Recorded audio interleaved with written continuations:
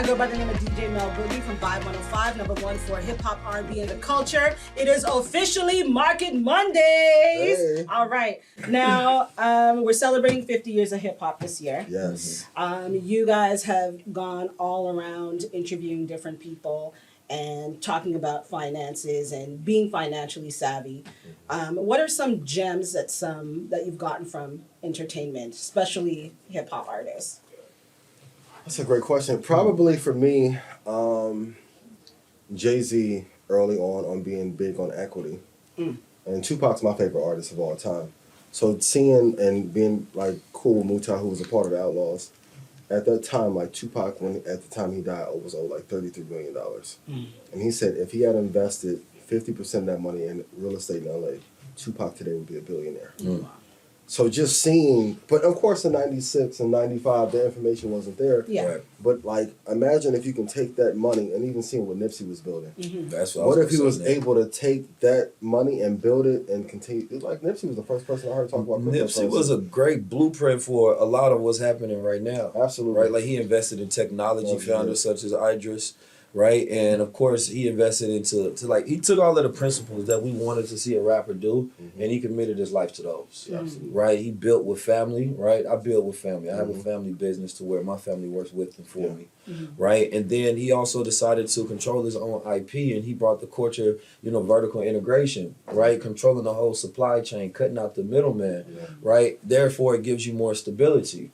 And so a lot of the moves that he made, like even setting up his children trust, right? They get the benefit from that right now with the deal that they have with Puma.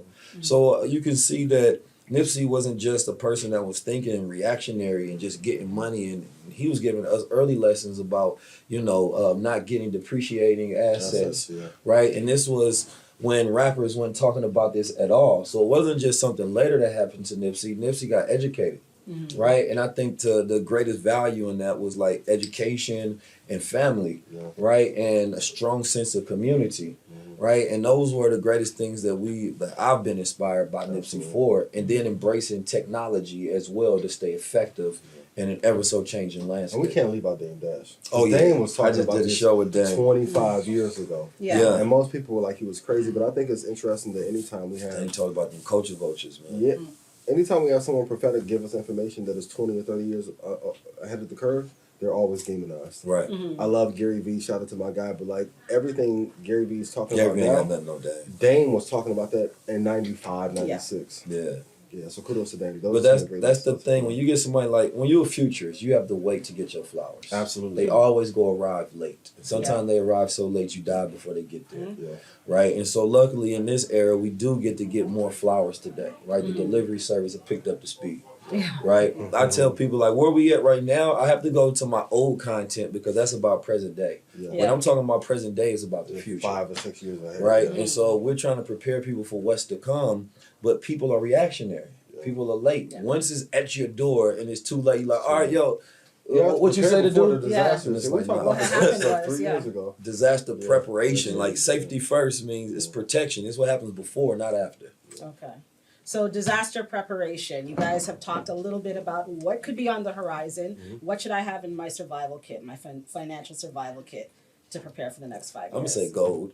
Yeah, I agree. I Gold. want to throw that Jeopardy. A couple of stocks, Apple, Microsoft, but and only because China or Apple has a footprint in China as well as India. So even if we fall apart, they'll be good there. And then you need to have, I'm going to be honest, you need at least 20 to 50 grand put away just in case for an emergency. Because there may come a day that you may have to leave, or if you're in the States, you may have to get up and leave. But the way the economy is progressing, entrepreneurship is no longer a luxury, it is a necessity. Absolutely. Multiple streams of income. From what I was told from at the banks and relationship that I have, they have to eliminate 5 million jobs over the next 5 years in order to get us back on track to where we should be. And when the jobs go away, people like you normally get eliminated first. Yeah. And then we also have all the family members to take care of, or mom or dad or big mama. Like there's more people we have to look out for. We have to be prepared. Entrepreneurship is no longer a luxury. Okay. Yeah. I've never had less than 3 jobs at one time, so Yeah. I know what that's like. Thank you so much. Thank you. That was Thank dope. you. I appreciate you. Thank you. I enjoyed that. Thank you.